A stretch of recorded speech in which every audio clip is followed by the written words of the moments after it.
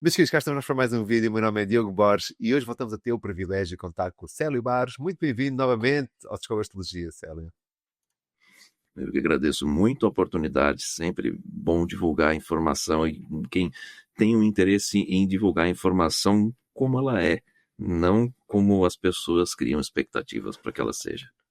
Este vídeo já viste na capa do vídeo, não é? Que vamos falar sobre dignidades essenciais. E se calhar vamos começar já por aí. Dizer, nós estamos hoje a gravar este vídeo dia 30 do 10. Neste momento está-se a formar um grande trígono no céu. Grandes trígonos normalmente são difundidos e divulgados como se fossem grandes harmonias ou grandes coisas favoráveis. Mas será que é, Célio? Então, vamos, antes de compartilhar a imagem na tela, um trígono ou um sextil são aspectos facilitadores. Oposição e quadratura são contatos dificultadores. Conjunção pode ser o máximo de tudo, de todo tipo de qualidade de contato, sempre vai variar conforme o contexto. O problema é, e eu nunca vou esquecer dessa explicação na minha formação na época com John Frawley. Ele falou, o fato de um carro entrar numa curva perigosa a 300 km por hora é fácil capotar, não quer dizer que seja bom. Falei, ok, entendi. Então ele pode facilitar coisas ruins. E É uma este é o ótima ponto. ideia, não é? E nós, por exemplo, hoje podemos ver que o Marte, neste trígono, nós temos Marte, Júpiter e Saturno. O Marte está em regência, está em Escorpião, não é? Está no signo para ele, está com Sim. força. Já o Caranguejo está exaltado, o Júpiter em Caranguejo, ou Câncer, está em exaltação, que também dá, vamos falar disso, vai dar também força. Mas o Saturno está em Peixe.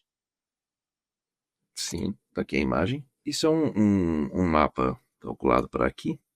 Bom, pouco importa a localização, porque o foco aqui é em cima da posição planetária por signos. Marte domiciliado, muito bem. Saturno, peregrino, não tem muita coisa a complementar. E um Júpiter exaltado em Câncer. Nossa, mas que lindo, estamos em trígono. É facilitado o contato entre eles. O problema é que Marte tem queda em Câncer, Saturno tem exílio em Câncer. O Júpiter está ali dando queda para Marte, dando exílio para o Saturno. Temos um Júpiter, que é um senhor também dos exageros, numa condição de exaltação que indica mais exagero, lançando raios e trovões contra tanto Marte quanto Saturno. Mesmo Saturno estando no domicílio de Júpiter, gostando do Júpiter, e nesse mapa que eu levantei para algumas horas antes dessa nossa conversa, o ascendente está em Sagitário, indicando que o Júpiter é o regente do mapa. Então, muitas pessoas que vão vir de uma visão mais rasa da astrologia vão olhar para o mapa desse, nossa, que lindo, o regente do ascendente está em trígono com os maléficos, isso vai ajudar a apaziguar? Não, isso piora pela condição que está. E isso não se vê pelos aspectos, se vê pelas dignidades essenciais.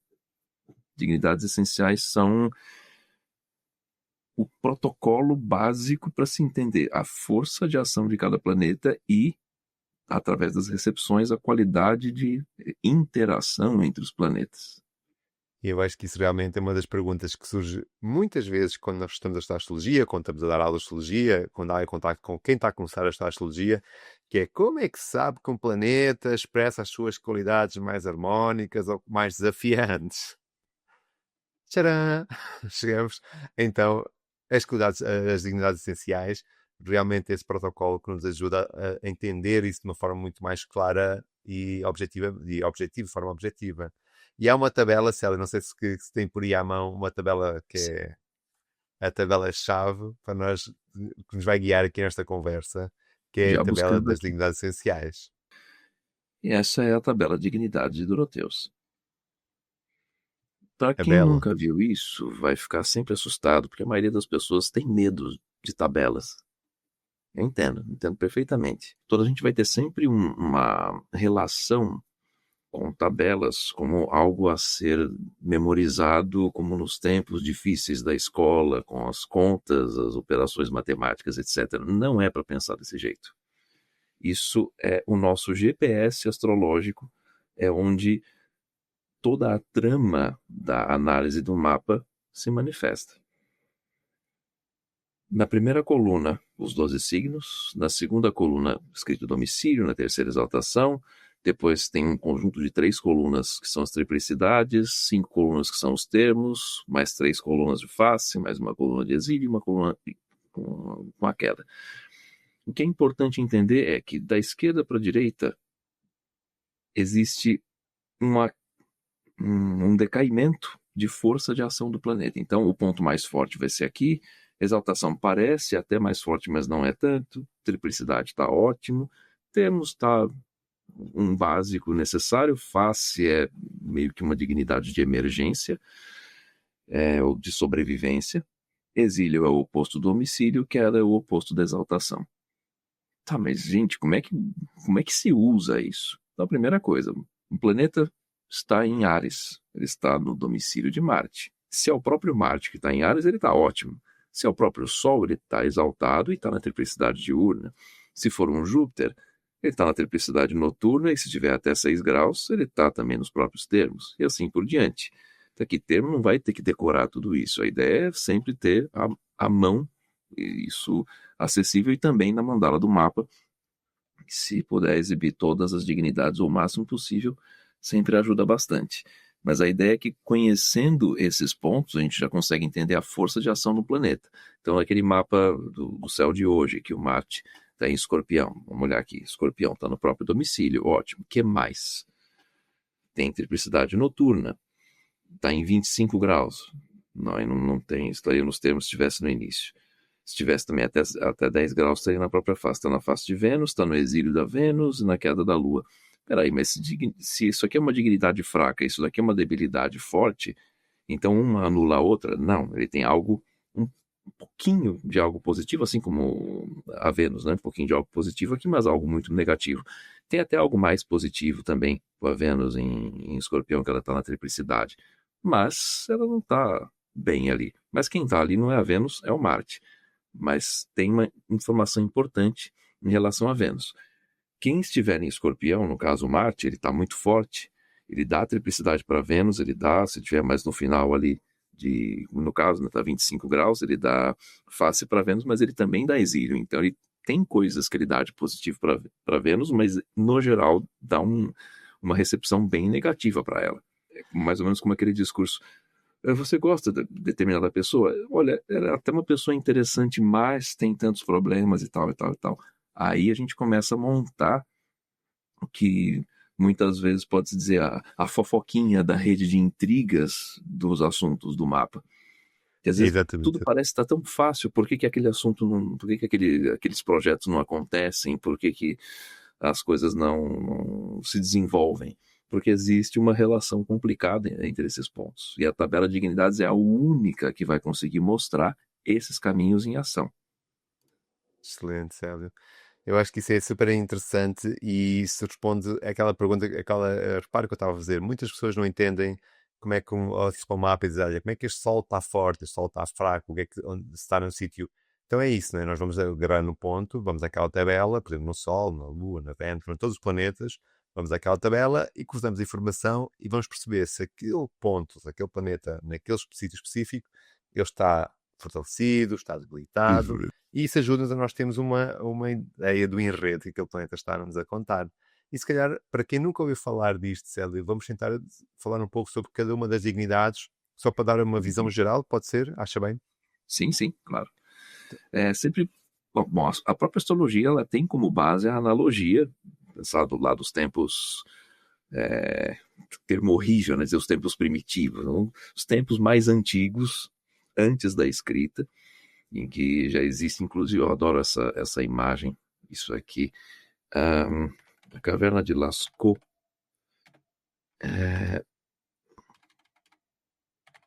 uma caverna que fica no sul da França, tem umas pinturas rupestres impressionantes. E muita coisa ali é astrologia. E as pessoas nem percebem. Aquilo tem 26 mil anos.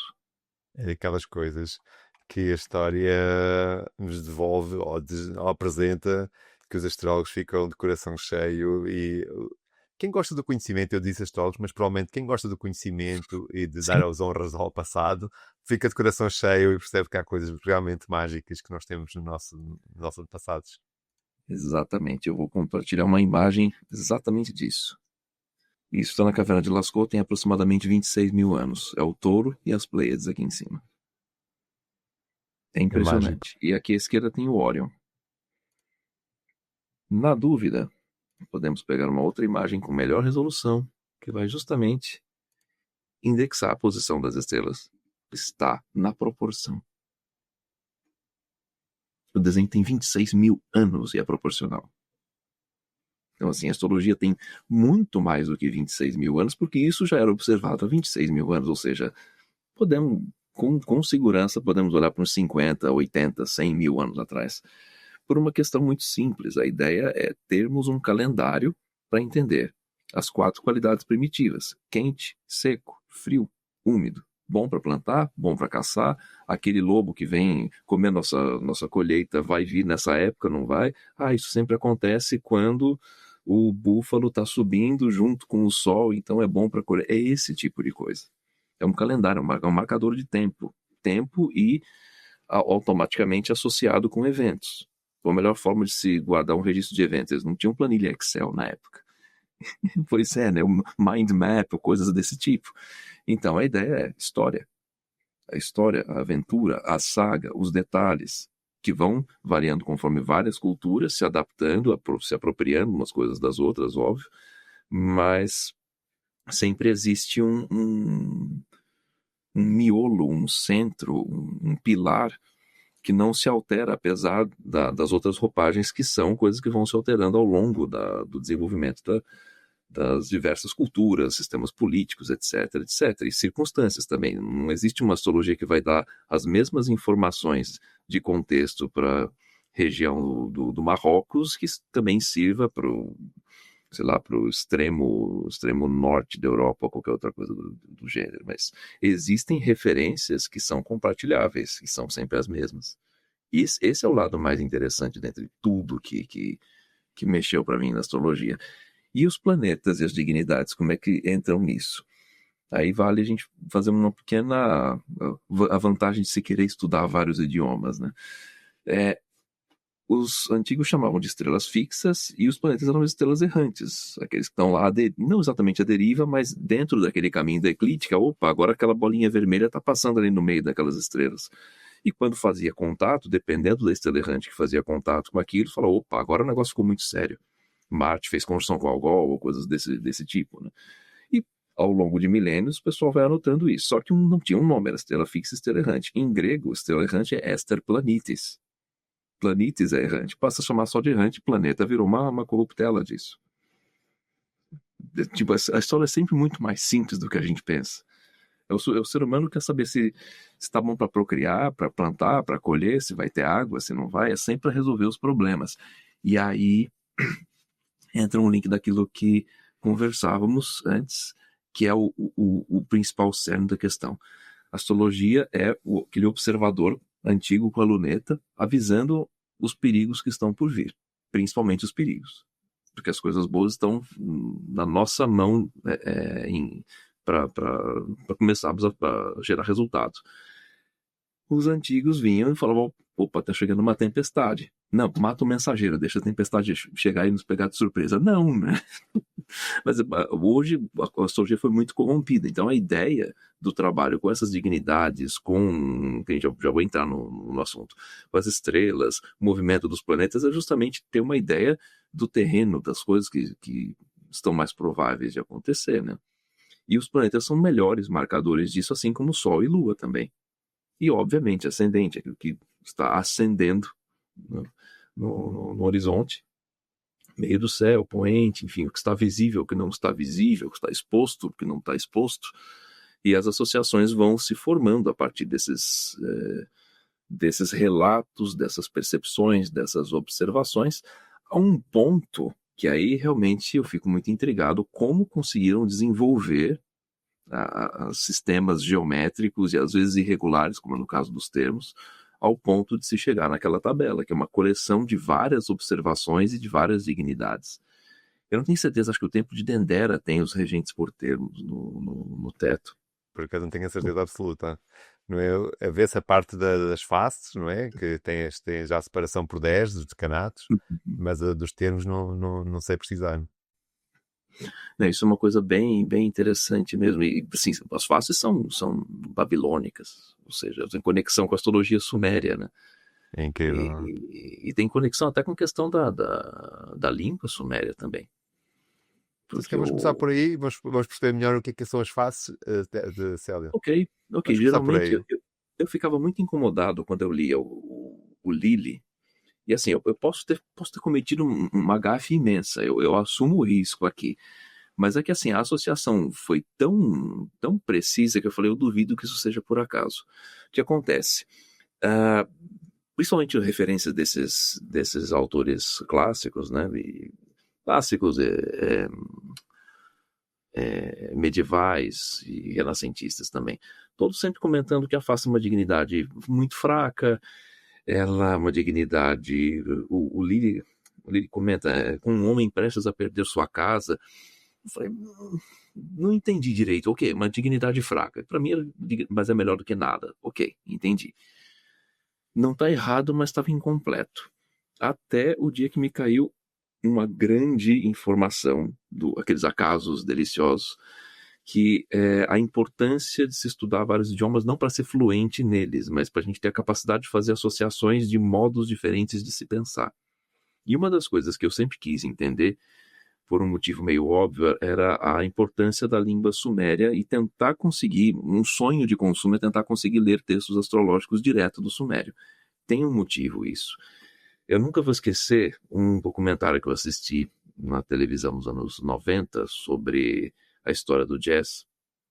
E numa hora tava um desses documentários, é uma série com vários músicos importantes ali, estavam comentando sobre Charlie Parker, saxofonista. Trabalhou e tocou muito nas grandes orquestras junto com os chifres. Eu falei, peraí. He played on big bands at the horn section. Traduzindo, ele tocou com as big bands, orquestras de jazz, que não tem tradução, não fala-se grandes orquestras. Horn section é sessão de sopros. Tocava junto com os outros músicos de sopro, não tocou na sessão de chifres. Aí fiquei pensando, quem garante que os textos astrológicos que foram traduzidos por tradutores, mas que não são astrólogos, não passaram por esse mesmo tipo de erro? Claro. Aí eu fiquei incomodado demais com isso. E estava comentando, resmungando sobre isso com um amigo meu astrólogo também, o Diego Baena. E ele falou, mas eu estou estudando grego, não tem uma plataforma. Eu falei, mas onde você estuda grego antigo? Não, tem uma plataforma, é gratuito, chama Memrise. Eu fazendo a propaganda que faço mesmo, fantástico. Mesmo se for bom, Eu vamos falei, embora. duvido que tenha de sumério. Procura lá que deve ter. Eu encontrei, eu só falei para ele, Diego, você cria um monstro. Eu não vou mais dormir. Aí deu umas 2 semanas, eu tinha finalizado o primeiro curso introdutório, eu falei, isso aqui é um caminho sem volta. E assim, no final, eu acabei parando por quase 2 anos, por conta do também burnout e outras coisas aí, não preciso retomar. Mas devo ter, sei lá, umas 370 palavras no vocabulário.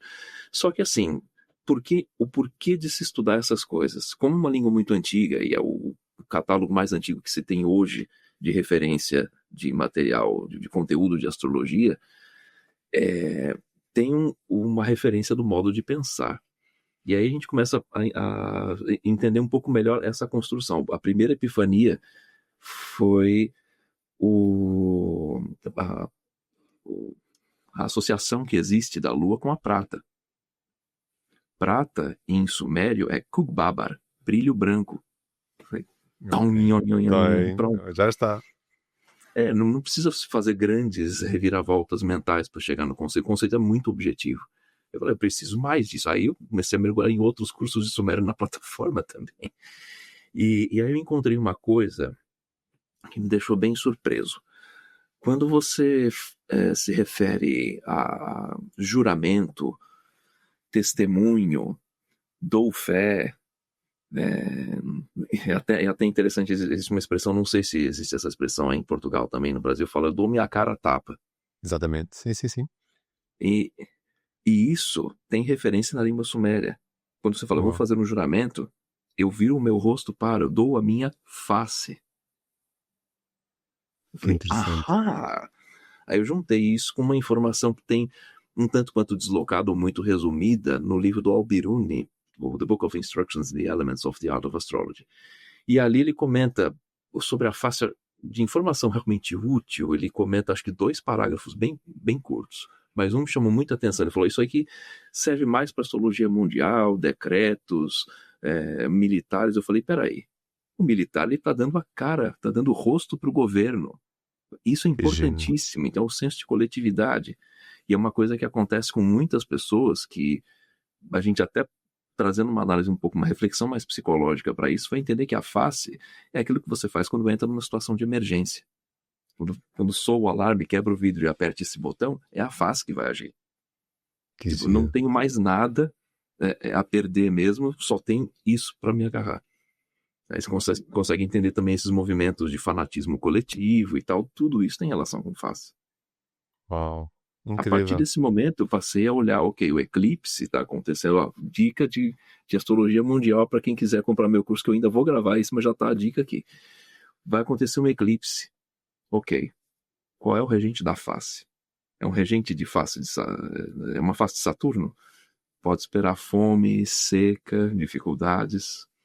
É uma face de Júpiter, pode esperar desperdícios, inundações. É uma face de Marte, pode esperar guerras, conflitos. Simples desse jeito.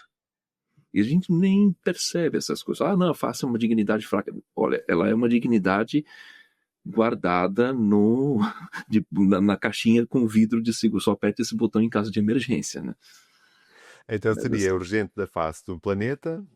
Seria então esse último recurso quando as coisas não dão mais certo.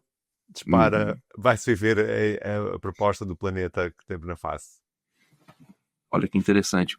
Referente a esse trígono. Vou compartilhar novamente.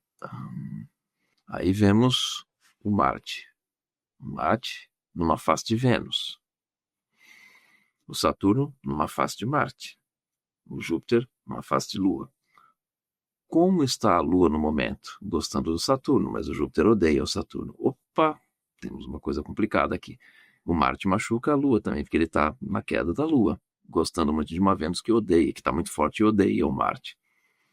Então, assim, os recursos de emergência basicamente não estão muito acessíveis, exceto o próprio Marte, que é um planeta extremamente violento num signo de água. O que vimos recentemente, tempestade, o furacão Melissa, aquela barbárie daquela chacina no Rio de Janeiro. Agora, vulcão entrando em erupção também é algo, também não tem a ver com água, mas é algo violento. Mas uma coisa curiosa, esse vulcão nas Filipinas, que teve uma erupção ainda, em princípio, sob controle, mas bem agressiva, ele fica dentro de um lago, ele formou uma ilha que fica dentro de um lago, formando vários tsunamis nesse lago quando tem atividades. Enfim, dentro do possível ainda há uma conexão com perigos associáveis com água. Tudo isso a gente está comentando só pela relação das dignidades por face e dessas recepções nesses planetas envolvendo os trígonos. Incrível. Fora que tem o Netuno conjunto com o Chet, que eu já tenho avisado há 3, 4 anos que isso ia trazer perigo de catástrofes naturais para o ano passado e para esse ano, né? É muito interessante quando essas... Eu acho que o perigo de nós chamarmos menor às coisas, não é? Nós podemos dizer, estas dignidades são menores, ou são inferiores, ou só pontua 1 na tabela, e vai-se deixando isso para um sítio que não é propriamente o mais indicado, porque vamos perdendo realmente a profundidade e a aplicabilidade destas informações que são tão valiosas. E este exemplo que o Célio trouxe agora ilustra perfeitamente que se calhar essa dimensão de interpretação só foi possível através desta dignidade chamada face. Tem mais um detalhe, não foi só por ela, mas ela tem... Sim, exatamente, e pelas atrações. E uma outra coisa importantíssima que houve também no último eclipse solar, o Saturno estava na face de Marte e nos termos de Saturno. Então, assim, um maléfico, conjunto com uma estrela extremamente maléfica, associada com assassinatos, inundações, catástrofes. E se não falha a memória, Saturno estava oposto ao eclipse, não é? Foi no último... Exatamente. Assim, sim. Terrível ao extremo. Isso não se obtém essas informações com aspecto. O aspecto ele vai potencializar para bem ou para mal a informação que vai ser boa ou ruim. Aí sim ele é importante. Tanto que assim, quando eu apresento o conteúdo de aspectos, eu tipo, 8º capítulo de curso, depois de já colocar as pessoas em contato com essas fofoquinhas do mapa. É É, verdade. eu brinco sempre com um exemplo em live. Eu prefiro uma quadratura de Vênus com Saturno a um trígono de Vênus com Saturno, da seguinte configuração: Vênus em Capricórnio, Saturno em Libra. A Vênus tem Ah, triplicidade, o Saturno tem triplicidade e exaltação. E ambos se amam, porque um está no domicílio do outro. Então eles se gostam. Em comparação com uma Vênus em Câncer e um Saturno em Escorpião. Ambos se odeiam. E o trígono facilita eles manifestarem ódio. São dois inimigos que se encontram numa mesma festa e saem na briga ali. Começa numa é briga verdade. física, um combate físico. Realmente eu acho que essa questão dos aspectos, e só reforçando aquilo que o Marcelo está a dizer, os aspectos têm sido muitas vezes trazidos, se tem um trígono é bom, se tem uma quadratura é mau, e esta classificação realmente nos impede de entender melhor os aspectos a fundo.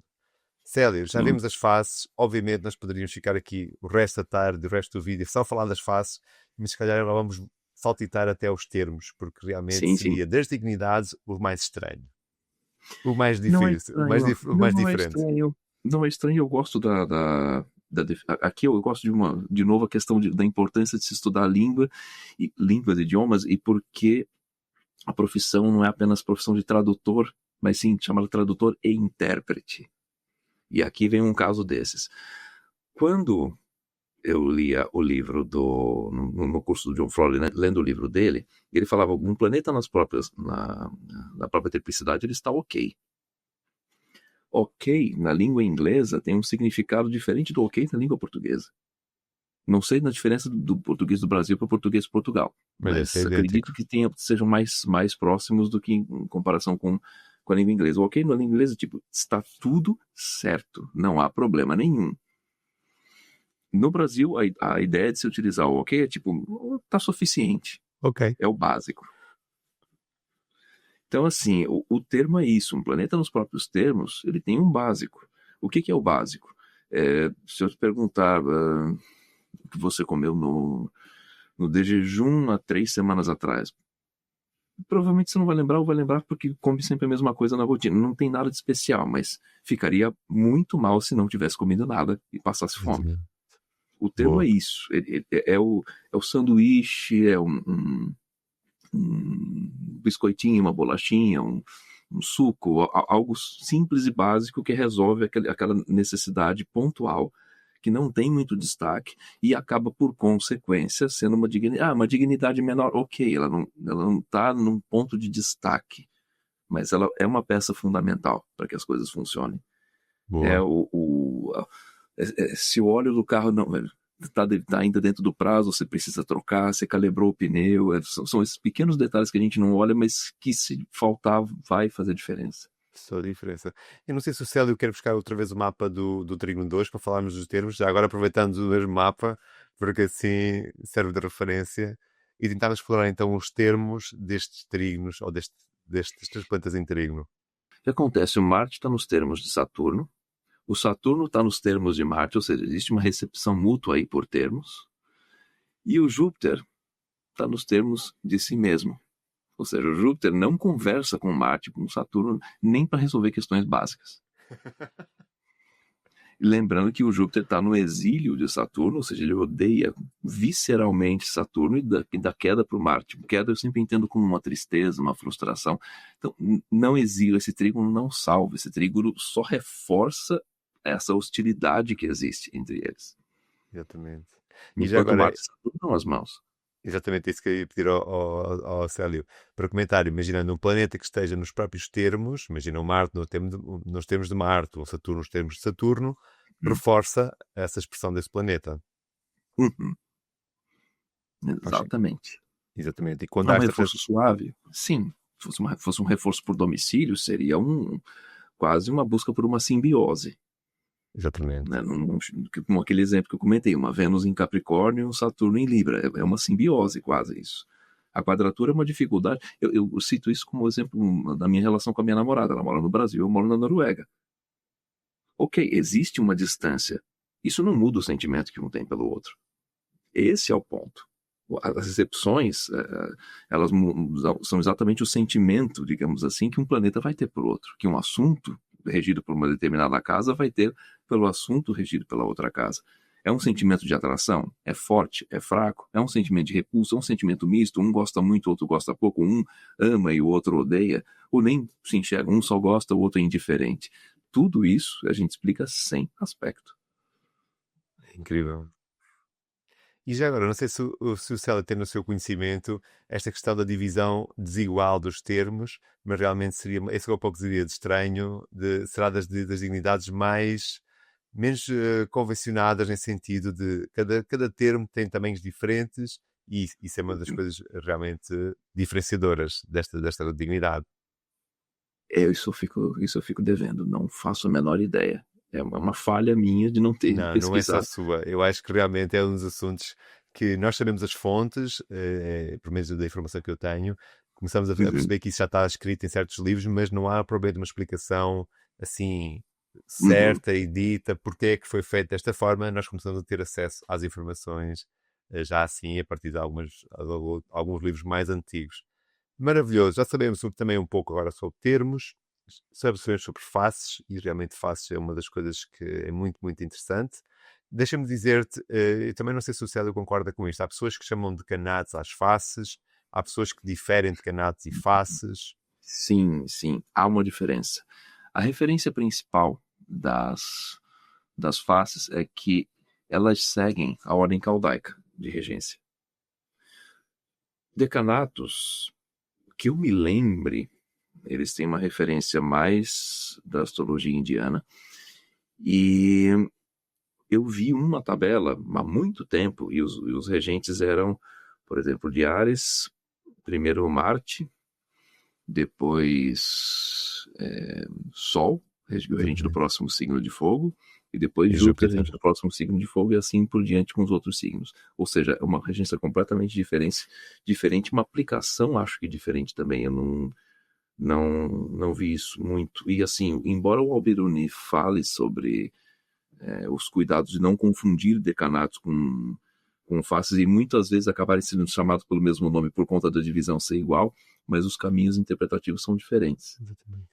E Muito, eu achei muito. muito mais utilidade na face do que realmente no Sim. decanato. Precisaria revisitar isso para ver se Decanatos, eu tinha. acredito que eu pelo menos conheço três formas de dividir decanatos. De dividir, para quem não sabe, decanatos é a divisão de cada signo em três pedaços, três bocados de 10 graus, não é? Deca de 10 e decanatos nesse sentido. E existem pelo menos três que nós temos acesso, e enquanto faces, seguem esta linha como começamos no Marte e depois vamos dando seguimento por ordem de Caldaica, por ordem dos planetas, dando a volta toda aos 12 signos. Maravilha, Célio. Temos faces, temos termos, e agora vamos chegar já a uma dignidade que é classificada como um pouco mais forte: triplicidades.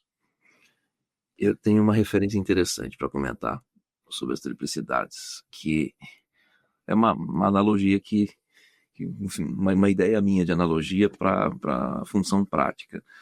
As melhores dignidades, que são domicílio e exaltação, eu entenderia como domicílio o ouro, exaltação como uma joia cheia de pedras preciosas, feita por Bonita e algum esbelta. artesão. Ou seja, não é apenas o ouro, mas é algo mais enfeitado, algo para ser mais espalhafatoso.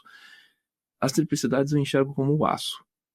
No dia a dia, quem vai ter força e realmente valor para resolver todas as coisas vai ser o aço e não as pedras preciosas. Então, assim, é algo forte, é algo útil, é algo necessário, e um planeta na própria triplicidade ele tem exatamente a força do aço, a confiabilidade do aço. Não é aquela coisa que simplesmente matei minha fome, que bom comer esse pedaço de pão com manteiga. Não, a diferença é uma refeição realmente boa, nutritiva. Não é aquele jantar de um super chef, como seria na exaltação ou coisa do tipo, mas é aquela fonte de alimento, é a refeição principal, é aquela fonte de alimento boa. Excelente. Entenderia um planeta na triplicidade assim. Exatamente, e uma das coisas também interessantes das triplicidades é porque elas estão ligadas aos elementos, não é? Cada elemento tem a sua triplicidade, e é uma das coisas que diferencia, mais uma vez, desta forma, Uhum. estas dignidades, é essa questão, não é, Célio? Uhum. E são Pronto, sempre três regências: diurna, noturno e participante, segundo a tabela de Doroteus de Sidon. Não sei por que o Ptolomeu sumiu com a triplicidade participante. Al-Biruni, 8 séculos depois, comenta sobre a triplicidade participante e ele faz uma análise, por exemplo, para astrologia horária. Se o mapa é diurno, o regente da triplicidade sempre vai ser o regente do dia mais o regente participante. Se o mapa for noturno, vai ser o noturno mais o participante. Então, assim, existe um certo limbo de informações ou de direções a serem tomadas interpretativas que mudam bastante. William Lilly também não só sumiu com a triplicidade participante, como ele coloca Marte como regente da triplicidade dos signos de água também nos mapas diurno, tanto diurno quanto noturno. Okay. Por quê? Tenho que esfrutar o Lili para poder saber. Lili, dá aí uma mãozinha, manda-nos uma mensagem, porque é uma das coisas muito interessantes, porque acredito eu, todos nós quando começamos a estudar estas áreas ou outras, nós estamos à espera de certezas absolutas, concretas e rigorosas e sem qualquer margem de dúvida. Mas qualquer área, não é? São muito mais as dúvidas do que as certezas, quando nós vamos ganhando um grau de aprofundamento maior e vamos sabendo mais e explorando mais. Quanto mais uma linguagem e uma forma de interpretar os céus que tem 2, 3 mil anos de biografia, de livros e de coisas escritas, não só de livros, com uniformes e depois, possivelmente, depois a parte da escrita e tudo mais, e não sei quantos anos, como o Célio estava a começar por dizer, de história, se calhar através de mitos, de contos, de coisas culturais que foram sendo construídas para preservar o conhecimento. Então, há muitas coisas que nós temos realmente uma ligação ao passado e fontes claras, e há outras que todos nós estamos a continuar a aprender, e muito tem-se sabido que as traduções têm chegado do antigamente.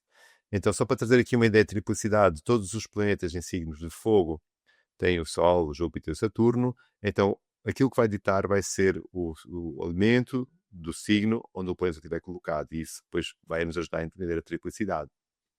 E o Célio já falou, mas chegou a altura de nós começarmos agora a dar mais um bocadinho de destaque às exaltações e aos tronos ou às regências, sendo as duas dignidades que normalmente as pessoas mais sabem, não é, Célio?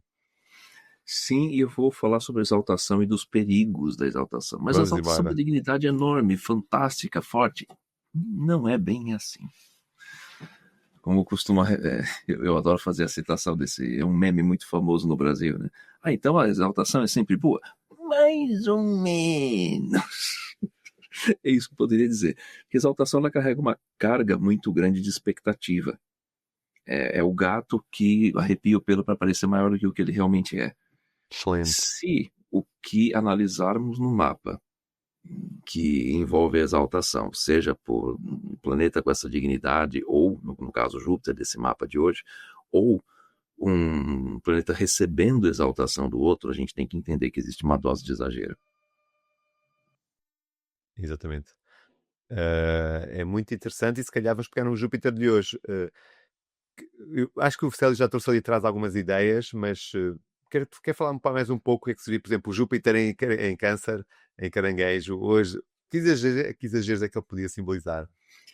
Se for pegar esse mapa como referência, fosse fazer uma análise da... Digamos que essa pessoa nasceu aqui na minha cidade, ao meio-dia e 13 e 18 segundos. E o regente do ascendente é um Júpiter exaltado. Nem vou comentar ainda das estrelas que estão ali do lado. Mas, um Júpiter exaltado, sendo regente do ascendente, ou seja, sendo representante das ideias e da saúde física dessa pessoa, tá ótimo. Não tá tão ótimo quanto parece, tá bom. Mas qual é o problema? A pessoa fazer começar a ter uma certa falta de atenção ou fazer pouco caso de problemas. Então, pessoal, olha, um exemplo bem típico disso, aí da natureza de Júpiter, mas é uma coisa que faz sentido ser associável com a exaltação. Uma amiga minha, é uma outra configuração, óbvio, de mapa, ela tem Marte em Leão, na casa 8, e Júpiter estava fazendo um trânsito em cima desse Marte. Isso é uma coisa, em princípio, entendida como benéfica. Mas porque Marte na casa 8, risco de morte violenta, imagina, com o Júpiter passando lá, isso não vai acontecer, não tem cabimento.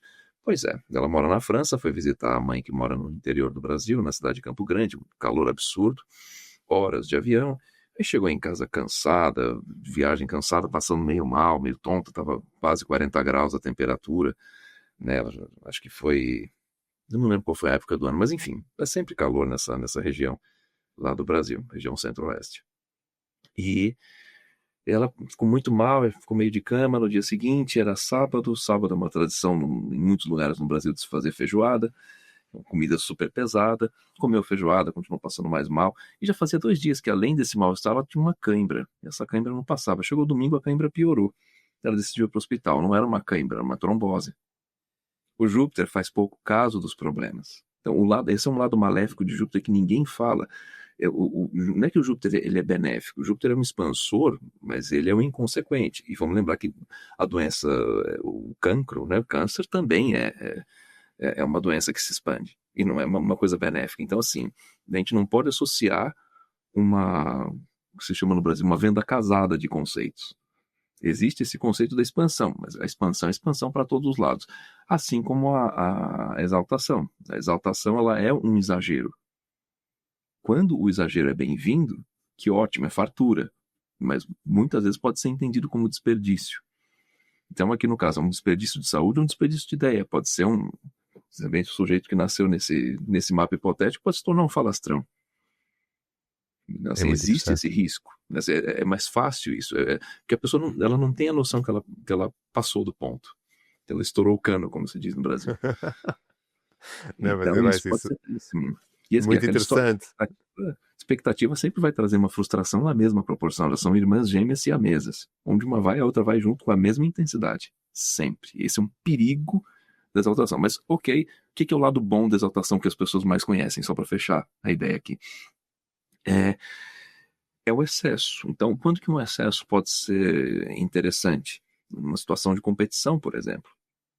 Quem fizer mais vai ganhar. Ok, a exaltação ganha do domicílio ou do trono nesse ambiente, nessa circunstância. Então, assim, ela pode ser realmente bem interessante, mas onde o exagero é bem-vindo, ok. Fora disso, ela é apenas um exagero que pode acabar gerando alguns efeitos colaterais indesejáveis, apesar de ser uma dignidade muito boa. Ou que se chama também de fogo de palha, né? Tem muito Excelente. interesse no início, mas a coisa não dá muita sequência. Eu sequer estava a pensar um exemplo também útil de uma exaltação, poderia ser, por exemplo, se nós vamos fazer um mapa de uma horária, de uma eleitiva, e de repente Hum, o planeta significar promoção do trabalho está exaltado, então provavelmente essa pessoa é provável que ela seja elevada socialmente, ou exaltada, ou ascenda a outros patamares. Provavelmente, é não sei se concorda. quase. Boa. Vamos pensar um caso onde, bom, uma questão no horário sobre o trabalho são duas coisas importantes a se ver. A capacidade de trabalho da pessoa, ou seja, a dignidade do regente do ascendente. Porque se o regente do ascendente tiver uma dignidade fraca, retrógrado, exilado e retrógrado, por mais que o contratante exalte, ele não vai querer exaltar alguém que não tem a capacidade de trabalho. Exatamente. Então, isso é uma coisa. Então, a capacidade de trabalho é o mais importante, porque é o primeiro passo. Ok. Segundo ponto mais importante, o contratante, a casa 10, de preferência, dando boas dignidades. Então, vamos pensar uma situação, de novo, aquele exemplo lá, Vênus-Saturno, né? O regente do ascendente é um Saturno exaltado na casa 10 e está na triplicidade também. E o regente da casa 10, um meio do céu em Libra, é uma Vênus dando domicílio pro... Não, vou ter que inverter isso aqui. Tem como inverter isso? Não tem nessa situação. Vamos pegar essa situação primeiro. A pessoa exalta o emprego. Ela dá triplicidade, ou seja, o emprego realmente é bom. E a exaltação também é bom, mas como ela exalta o emprego gosta de verdade dela, mas ela exalta o emprego, ou seja, ela tem uma ideia de que o emprego vai ser muito melhor do que o que realmente é. Então, dependendo do nível de expectativa que essa pessoa cria, ela até pode se decepcionar mesmo sendo um emprego bom. Exatamente. E, Pode ser aquele emprego que pague muito, dê muitas condições, mas depois a pessoa vai ter que trabalhar muitas horas. Quer dizer, nós podíamos estar aqui a confabular muitas histórias, mas seria este momento onde a pessoa se desilude com a oferta, uma coisa qualquer assim. exatamente. Esse é um perigo da exaltação. Agora, teve uma situação interessante, um mapa horário, que eu julguei, nossa, isso faz tanto tempo, foi 2013, e uma amiga minha, ela se inscreveu, compositora, se inscreveu num concurso para jovens compositores, e ela queria saber se ela tinha alguma chance. Olhei para aquilo e falei, olha, impressionante, você vai ganhar esse concurso. O regente da casa 10, o regente dela era Vênus, o regente da casa 10 era uma lua em peixes, exaltando a Vênus. Ok. E aí eu falei, olha, provavelmente é, o- a pessoa que comanda os jurados é uma mulher e ela vai exaltar você. Dito e feito. Por que isso? Porque num concurso é quem vai se destacar mais, quem vai chamar mais atenção. É o exagero. Então, numa situação de concurso com horária, perfeito. E se a Lua tivesse no grau, vamos pensar uma outra situação, que esse é um exemplo interessante do Frole também. Você faz uma pergunta horária e você pertence a um time de futebol, você quer saber se vai ser escalado para jogar ou vai ficar no banco dos reservas. Um regente da casa 10, o técnico no caso, ele dá exaltação para você, para a pessoa que perguntou, mas está no grau máximo de exaltação. Ou seja, não só vai jogar, como vai ser nomeado capitão. Uau. Esse é o senso de exagero. Então, assim, é um exagero que cabe, e aí é super bem-vindo. Se existe um espaço para aquela natureza caber, perfeito. Se não existe um espaço, aquilo vai dar problema. E é Transbordar. o princípio exatamente das debilidades também, né? Existe um espaço para um planeta de natureza fria e seca num lugar que é quente e úmido? Não, então vai ter problema. Dizendo, isso não só pela questão de. Às vezes na questão de exílio tem isso também, mas eu dei um exemplo errado aqui. Enfim, é mais uma questão de natureza que vai funcionar ou não vai funcionar. Excelente, Isso é Célia. muito importante. Faltas falar das rainhas, não é? Eu acho que das dignidades, normalmente, aquelas que a maior parte das pessoas saberão, que é a questão. Há vários nomes, há quem chama regência, há quem chama trono, Uhum. domicílio, então os nomes podem ser muitos, mas no fundo nós estamos a falar deste sítio onde os planetas estão mais confortáveis. Se Perfeito. calhar não sei se conforto seria uma boa palavra, Célio. Sim, sim, estão plenos. E o que acontece? É até interessante o termo domicílio, porque as casas que hoje conhecemos como casas serão chamadas de casas terrestres e os signos as casas celestes. Então está na sua própria casa, no seu próprio domicílio. A É uma das referência coisas é muito, essa. muito gira, isso. Sim, e aí a partir desse ponto, a, a gente vai esperar que o planeta tenha realmente sua plenitude de ação dentro daquela natureza, e isso realmente vai acontecer. Aí, óbvio que se isso vai se somar com outras dignidades, vai ganhar mais potência ainda, como é o caso de Mercúrio em Virgem. Eu quero saber Exatamente. exatamente o grau, mas aqui. Se o Mercúrio estiver nos primeiros 7 ou 8 graus, eu não consigo ver aqui no mapa, mas enfim, nos primeiros graus de Virgem, ele vai estar no domicílio, na exaltação e nos termos. Então, nisso a gente pode pensar naquela questão de somatória, de pontuação e tal, mas assim, é, são. Lembro de um professor de matemática na escola. Ele fala: você pode ter várias somatórias, mas às vezes tem coisas que você não consegue colocar na mesma categoria de unidade.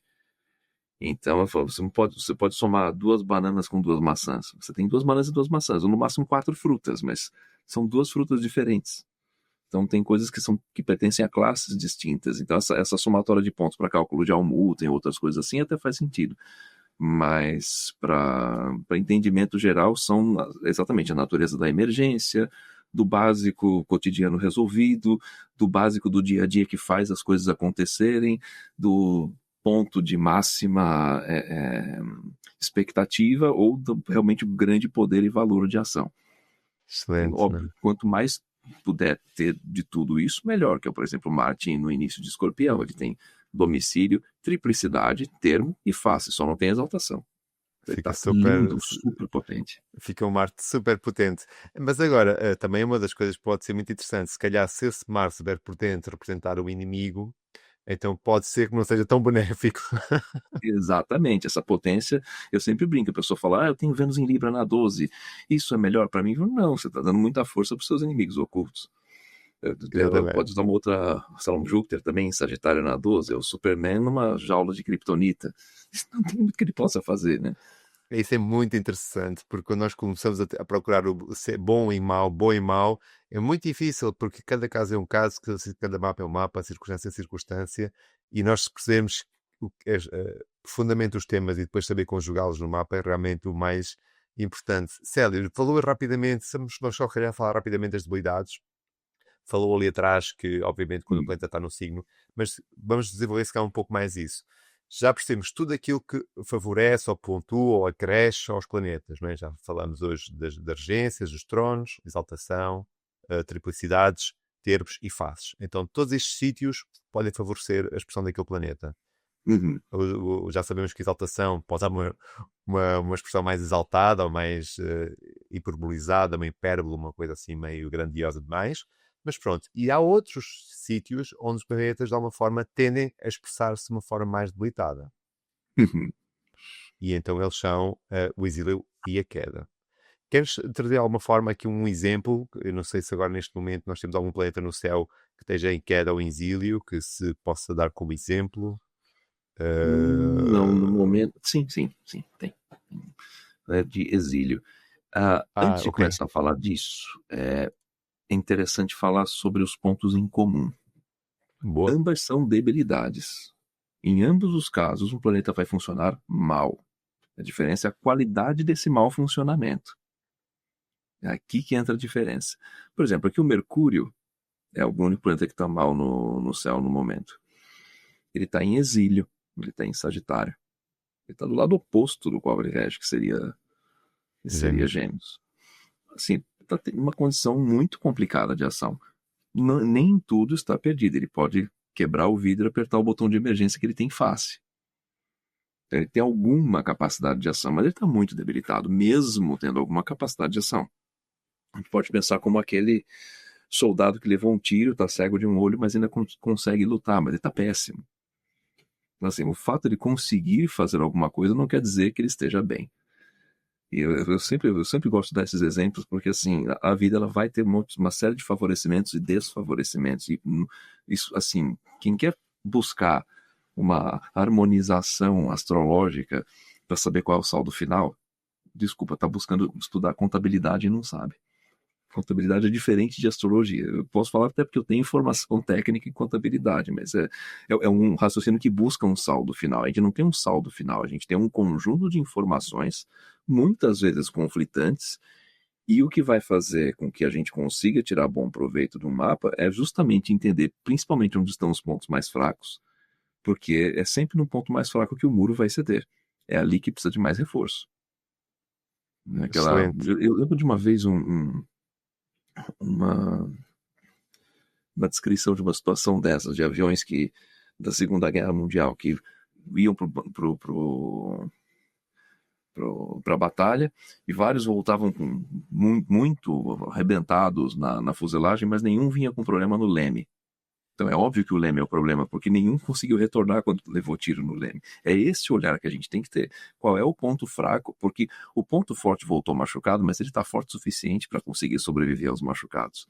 Qual é o ponto que não está forte o suficiente que a gente precisa olhar? Então, assim, muita gente me chama de astrólogo pessimista por conta disso, mas não é pessimismo, é uma questão de justamente saber qual é o ponto que mais precisa de proteção para só então a gente conseguir aproveitar as oportunidades. Eu brincava com os alunos na Gaia que não adianta avisar para o seu cliente que ele vai ter uma velhice saudável se existe um risco de morrer de câncer daqui a 2, 3 anos. Vamos resolver as doenças primeiro para chegar na velhice saudável. Isso é muito E o que importante. acontece no planeta exilado é isso, que esse caso aqui do Mercúrio é bem isso, ele até tem algum recurso, mas ele continua muito mal. E esse recurso que ele tem não vai salvar o Mercúrio dessa condição do exílio. Então, todos os assuntos que forem regidos por esse Mercúrio, no caso, questões de doença, animais de estimação, a casa 6, relações interpessoais também, Mercúrio Virgem está interceptado aqui, relações interpessoais, sociedades, relacionamentos, é um assunto complicado, mas, por recepção, a questão muda um pouquinho. Porque o Mercúrio, em sendo o regente da casa 7, dando domicílio para o regente, que está no signo regido por Sagitário, dando domicílio para o Júpiter, tende a conseguir pessoas que gostem bastante dele, mesmo que as relações possam ser complicadas. É muito interessante. Agora, resta saber da parte dele. O Júpiter devolve o que para o Mercúrio? Nada. Indiferença. A Lua dá face e dá triplicidade. Talvez precise de uma situação de emergência, de extrema carência, para perceber que a outra pessoa que estava interessada é uma pessoa interessante que vale a pena ter um relacionamento. Não falei em aspecto em momento nenhum aqui. E consegui extrair um monte de informação cruzando os pontos. E sempre aquele lembrete para avisar as pessoas que deixem os aspectos de lado, porque eles têm sua importância nas direções primárias, secundárias, por trânsito, sim, sim. Mas antes, a base, essa estrutura que favorece, desfavorece, a gente conta com esse primeiro alicerce, que são os protocolos das dignidades. E estamos falando só das essenciais, nem falando das acidentais. Bom, aqui eu falei... E se calhar, vamos só para terminar, vamos dar a lição. Eu estou a ver que a Vênus está em Libra, está em Balança e está em regência, não é? E se quer dar um exemplo, exatamente aquilo que fez com o Mercúrio, Célio, quero fazer com a Vênus só para também ilustrar o que é um planeta. Há pouco já falamos do Marte que está em trono, não é? Está no próprio signo, mas aproveitando a Vênus também está em Balança, quer trazer algumas ideias sobre o que é que poderia ser interpretado através destas dignidades que ela tem. Eu até acho que está nos próprios termos, não parece? Não chegou nos termos ainda. Está mesmo ali. Por 22 minutos não chegou. Mas ela está ótima, o que ela representa nesse mapa, que são os assuntos da casa 9 e da casa 4, ou seja, família, moradia, relação com os antepassados. Até um assunto que a gente dificilmente aborda, mas se a pessoa trabalha com uma empresa mineradora, trabalha com subsolo, a casa 4 está favorecida aqui também. Então, uma empresa especialista em fazer perfurações, túneis, poços e oferece esse serviço como exportação para outros países, como o regente está lá na casa 9, isso é muito favorável. E um detalhe interessante, o Júpiter, que é o regente desse ascendente, dá triplicidade, ou seja, dá confiança para Vênus, e a Vênus devolve essa confiança e ainda dá termos. Então, esse é um mapa extremamente favorável para a pessoa trabalhar, por exemplo, com perfuração de solos, túneis, poços, mineração, em parcerias com relações estrangeiras. Incrível. Eu acho que essa é a parte mais bonita da astrologia, que às vezes nós, pela dificuldade dos conceitos, afastamos-nos deles. Isso é muito difícil, isso eu não quero saber, eu quero só interpretar. Mas depois perdemos acesso a este talento, a esta capacidade de interpretação tão minuciosa, tão boa. Sim, e tão facilmente associável, né? E uma coisa que é bem interessante aqui, óbvio, isso é um mapa aleatório, essa pessoa não existe, claro, minha cidade só tem 240 habitantes, ninguém nasceu aqui hoje. Mas vamos lembrar que o Júpiter gosta muito dessa Lua. Ele dá domicílio, triplicidade e efácie para ela, e a Lua devolve para o Júpiter triplicidade e termos. Então, assim, o racional conta com uma boa percepção emocional e vice-versa, não é uma pessoa que tenha um conflito interno entre o lado racional e as vontades inconscientes. E apesar da Lua não dar dignidade nenhuma para Vênus, nem a Vênus para a Lua, mas essa troca simples do Júpiter com a Vênus, simples não, forte, né, do Júpiter com a Vênus já é suficiente para favorecer essas questões e todos os assuntos também ligados a isso. De repente a pessoa nem trabalha com as perfurações, mas faz uma carreira acadêmica estudando assuntos desse tipo e vai buscar reforçar essa carreira acadêmica em pesquisas no exterior também, porque a Vênus domiciliada ali na casa 9 favorece muito o regente da própria casa 9. Enfim, são várias possibilidades. O mapa natal ele não vai definir o resultado final, mas ele define os melhores e piores caminhos para se chegar nos vários resultados que a pessoa vem escolher, né? E aí, enfim, falando desse domicílio, faltou falar sobre a queda. Aí eu quero falar bem rápido sobre isso. Vamos lá. A queda é uma exaltação negativa. É uma exaltação reversa. É uma exaltação dos problemas, é uma exaltação do sofrimento, da tristeza, da frustração, da decepção. Então, um exemplo caricato da queda, a pessoa ganha um prêmio na loteria e fala, mas agora todo mundo vai querer me sequestrar, me roubar, me pedir dinheiro. É aquela pessoa que só reclama. Né? Tem um nome isso, distimia. A queda é uma natureza mais distímica. Agora, você pode transformar isso num caráter mais de humor, que é meu caso, por exemplo, que eu tenho a Lua numa condição de queda, mas eu vou transformar isso em algo que seja... A gente estava conversando antes da gravação, né, conversávamos disso, né, do meu jeito meio mal-humorado de responder as pessoas no Instagram, que vem exatamente... Eu não tenho paciência com perguntas sem sentido, mas... Por que essa pergunta é sem sentido? Porque a pessoa não teve acesso à informação. Eu não posso ser impaciente com a ignorância. O problema é que a pessoa não tem acesso à informação, mas acha que já tem informação suficiente, porque aprendeu, vou fazer a propaganda negativa, aprendeu com livros assim a decorar fórmulas prontas. E aí complica. Eu Eu acho falo, giro, porque agora vou ter que comentar. O é isso. Célio deve ter esse livro aí ao lado, porque volta e meia levanta o livro. Exatamente, só para isso. Às vezes eu vou até dar um exemplo besta aqui.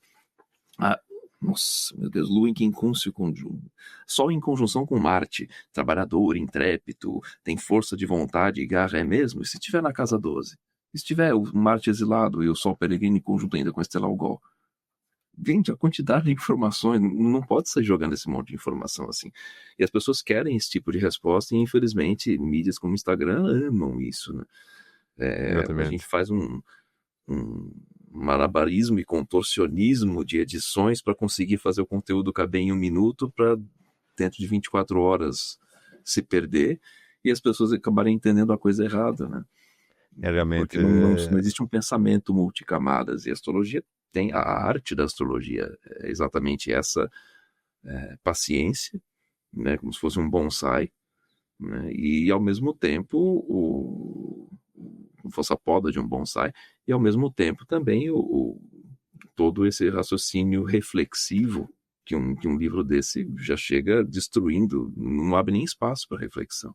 Se eu comentar, eu te atropelei, eu falo um monte. Por Não, não, favor, eu me agradeço, conte. Célia, porque eu acho isso muito interessante. Eu no outro dia estive a gravar com o João Medeiros, que é um astrólogo aqui em Portugal muito conceituado, e nós estamos a falar exatamente sobre isso. Muitas pessoas que não estudam astrologia não conseguem perceber, ou têm dificuldade em perceber, parece que todos nós falamos a mesma coisa, temos a mesma linha de raciocínio, estamos nas mesmas fontes. E, quer dizer, há muitos, basicamente, nós podemos pensar, eu costumo brincar, cada astrólogo, antes de ser astrólogo, é um ser humano. Então, todos nós temos os nossos caminhos, temos as nossas preferências, escolhas e tudo mais, e cada um tem as suas características. Então, há muitas pessoas que se querem, se calhar, seguir um caminho mais simplista, eu diria simplista, sem qualquer desprimor, mas mais direto, sem tanta reflexão e tudo mais. Há pessoas que gostam de chegar a um nível de profundidade e extrair outra informação, de ter outro entendimento, ir às fontes, aprender sobre a tradição, aprender outras línguas para poder fazer traduções diretas. E realmente eu acho que isso distingue, porque, por exemplo, hoje é uma ilustração, os exemplos que o Célio nos trouxe hoje. Se nós despredarmos as dignidades essenciais, que é uma das coisas que na astrologia, se calhar mais contemporânea, ficou para trás, fala-se explicitamente dos tronos, das regências, mas se calhar das triplicidades, dos termos, das faces, já não se fala, normalmente fica sempre ali na regência, nas exaltações. Muito daquilo que falamos hoje não conseguimos chegar, não conseguimos entender. E depois dizemos, o mapa não diz, não responde, ou não tem lá essa informação. Se calhar nós é que também temos que aprender a ir mais a fundo, a interpretar e ler e ir atrás Sim, das fontes. sim. Sim, é interessante isso. A maioria das perguntas horárias que erramos não é o erro técnico, é o erro da compreensão da pergunta e do contexto. Isso é muito importante. Não é? Isso é maravilhoso.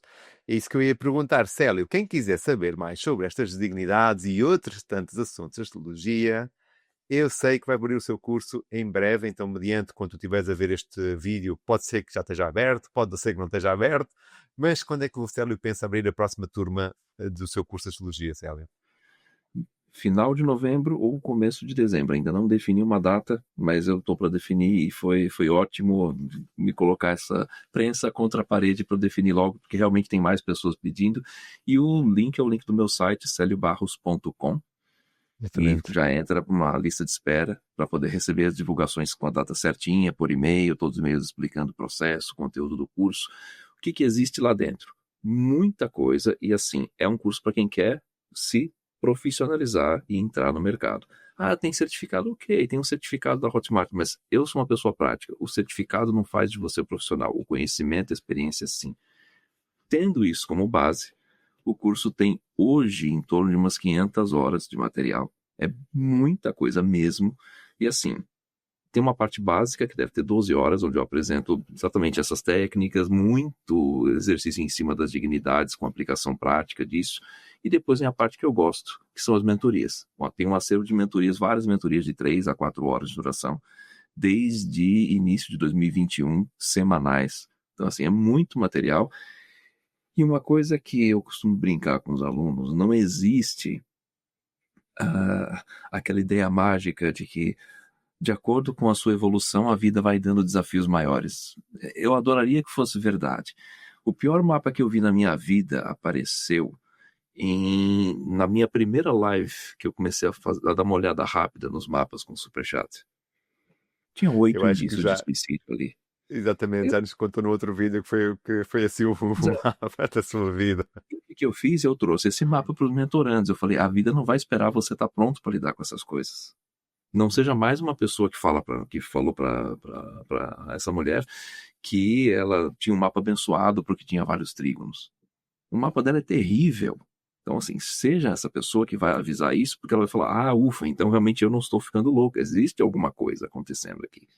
E essas são as pessoas que mais precisam de um aviso direto. Então, assim, óbvio, o básico é cheio dessas coisas. Depois, nas mentorias, elas estão recheadas com esses exemplos mais difíceis, assim, difíceis da gente conseguir sentir coragem e conforto para poder dar o aviso para a pessoa. Mas, justamente, uma vez vencida essa barreira da dificuldade, você percebe que não existe uma dificuldade, existe uma técnica, existe uma prática. E isso abre caminho para depois a parte que eu mais gosto no conjunto total, que são as digressões e as reflexões. Ah, mas se nesse mesmo mapa, se a pergunta fosse uma outra coisa, se envolvesse uma outra pessoa, como é que a gente lidaria com isso? Então tem aos montes exemplos assim. E eu vou rechear ainda com outros conteúdos extras, que é um curso de estrela fixa, que óbvio aí não tem como pegar leve, é impossível ser suave e fofo, embora tenha algumas estrelas boas. E tem também um outro módulo que chama profissão astrólogo, que é justamente, ok, já tenho conhecimento, como é que eu vou lidar com o mercado? Quem é meu público? Quem se interessa pelo que eu tenho a oferecer? Quem não se interessa e acha que se interessa, que isso é um perigo, é o público que mais vai causar problema. Ou então aquele outro que é meio cético, mas é curioso, que eu chamo de público ouro, porque eles vão dar o feedback de tudo que tem de bom e de ruim, sem filtro. E tem várias outras questões também de como Show. organizar um sistema de áudio que funcione rápido para criar conteúdo, que tipo de conteúdo, que tipo de ideia você quer e se sente mais confortável, que tipo de, não vou dizer especialização, mas em enfoque na consulta astrológica, porque é um conjunto de informação. Assim, eu me entendo sempre como um técnico e sempre trabalhei com questões técnicas, como contabilista, técnico de som, isso aqui é um estúdio de gravação, então, enfim, eu sou o cara que conserta, né, o sujeito que conserta as peças que estão faltando e que às vezes fala, tem que substituir essa engrenagem, tem que apertar esse parafuso assim, esse momento aqui faz isso ou não faz aquilo. Tem outros que já vão ter um olhar mais psicológico, não existe certo e errado, mas assim, pelo menos a pessoa já sabe o que vai encontrar ali, que é muito material técnico, para quem quer realmente uma formação profissional. Quem só quer de curioso, não recomendo.